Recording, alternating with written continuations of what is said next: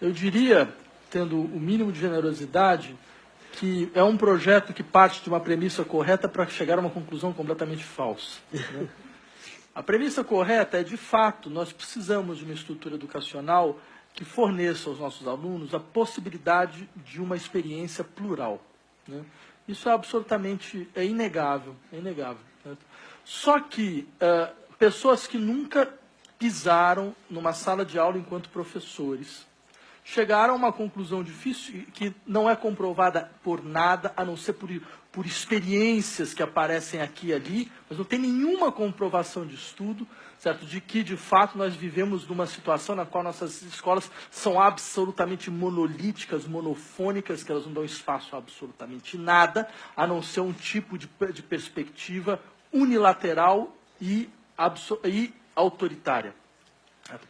Isso, eu diria, que é simplesmente falso. A premissa é falsa.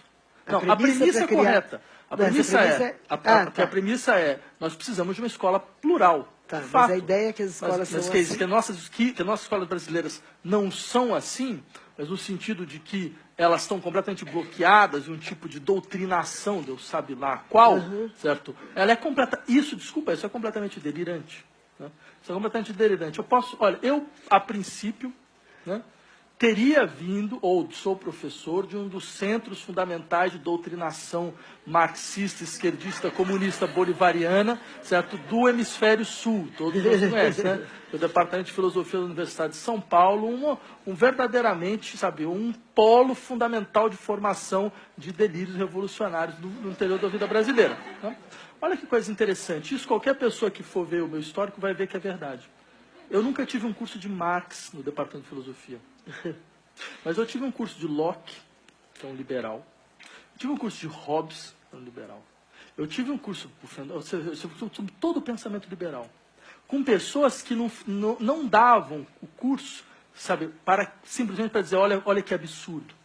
Mas que realmente estavam engajados. Inclusive, os meus professores de Locke hoje é um diretor do Estadão. Como vocês sabem, é um polo revolucionário comunista absoluto, né?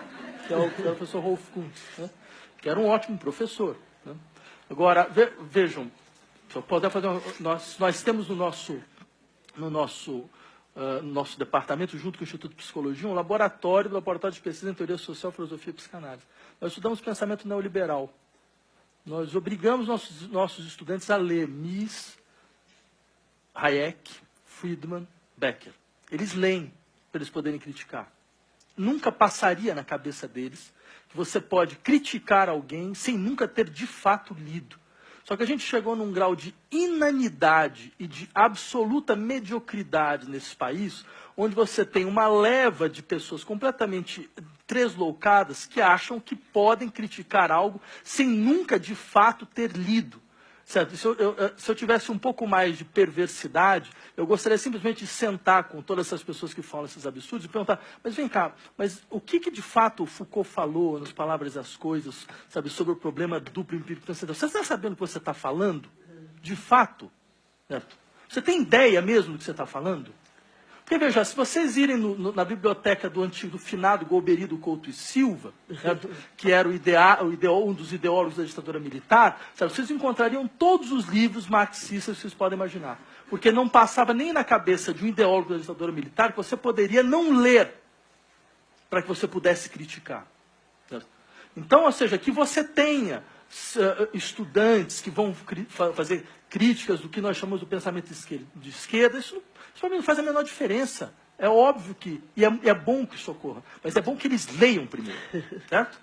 É bom que eles realmente estudem primeiro, que eles saibam de fato, para não chegar a começar a falar todos essa trivialidade, esse padrão de discussão caricatural, certo? Que vai sendo constituído no interior desse país. Esse país já teve pensadores conservadores que pelo menos liam os livros que criticavam. Infelizmente faz tempo que isso não ocorre. Faz muito tempo. Certo? Já teve alguém como Melchior, por exemplo, que para fazer uma crítica à Escola de Frankfurt, lia a Escola de Frankfurt. Né? Podia fazer um tipo de leitura, a meu ver, completamente equivocada e errada. Certo? Mas ele leu. O que nós queremos hoje dos nossos estudantes? Que eles não leiam. É isso, simplesmente. Nós queremos que eles discutam... Quer dizer, educar para o preconceito, Exato. que eles formem preconceito. Na verdade, que eduque com essa ideia de que não, quem vai passar valores são as famílias. Tá? As famílias passam valores. A escola, não sei o que passa, a escola passa equação de segundo grau. Né? E olha lá, pode ser que em alguma coisa de matemática, sabe, você pode começar a ensinar padrões de igualdade, desse tipo de coisa, né? Você vai saber. Ou seja, nesse sentido, vocês pensam que coisa interessante. Não se trata, então, de discutir, por exemplo, então tá, vamos botar nós para discutir o que foi a ditadura militar. Então, tudo bem, você quer trazer um representante dos militares na escola para falar como foi glorioso, sabe, a luta deles contra a implantação do comunismo, deixa. E traz também um outro, sabe, alguém que participou da resistência contra, deixa eles ouvirem, os dois. Coloquem lá. Agora, uma coisa interessante, quer dizer, o Estado tem uma posição sobre o que é a ditadura, o que ela foi. A Maria Rita participou da Comissão Nacional de Verdade. O Estado tem uma versão, e não é uma versão do Estado, é uma versão da sociedade. Certo? A gente vai discutir essa versão ou não? Se discute, estão dispostos, então vamos discutir o relatório da Comissão Nacional de Verdade nas nossas escolas, que é onde deveria de fato estar sendo discutido, ou não? E não foi discutido. Nunca foi discutido. Não fomos chamados para discutir nenhuma escola.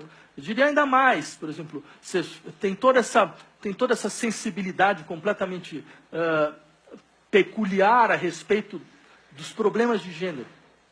As pessoas querem discutir, esses que fazem essas loucuras de escola separada, eles querem de fato discutir? É ótimo, então vamos discutir. Sabe, tem algum que acha que o problema de gênero é uma ideologia. Tudo bem, então fale a sua posição. E deixe os estudantes também ouvir aqueles que vão relatar toda a história de violência absoluta e absurda desse país contra os homossexuais, contra lésbicas, contra travestis, certo? Que tem um índice de letalidade que é uma coisa da ordem do inominável, certo? São pessoas tratadas como monstros, como se fosse a figura medieval do monstro. Certo? Quer dizer, são tratadas como se fossem, na verdade, casos clínicos que estão aí soltos às ruas. Deixa eles falarem também. Então, tudo bem, deixa alguém lá, um pastor evangélico, falar o que ele acha sobre a tal do que ele chama de ideologia de gênero, e chame também para a escola um travesti para falar o que é a vida dela concreta.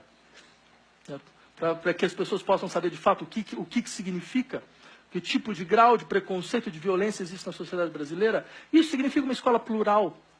Certo?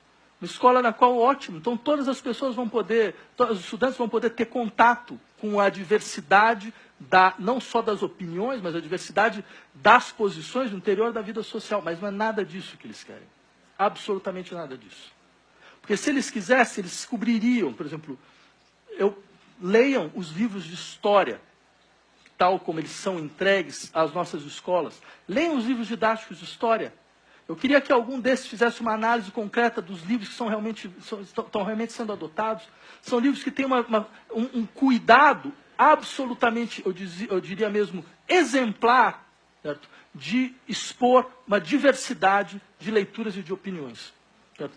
Há países que nós chamamos de primeiro mundo, certo? Onde você vai ver os livros de história, certo? Por exemplo, quando você vai pegar...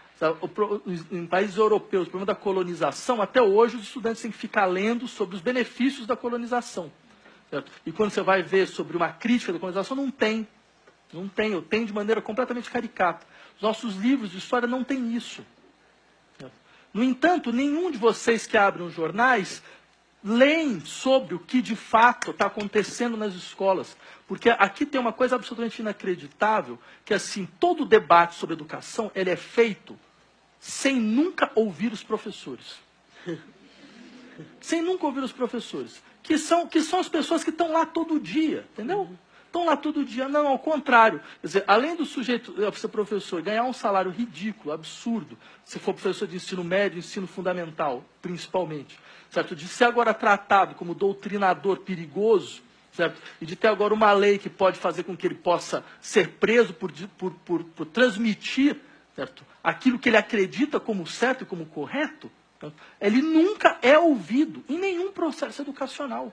nunca é de fato ouvido. Você já viu algum tipo de conselho de professores nacional criado para discutir, de fato, certo, reformas educacionais?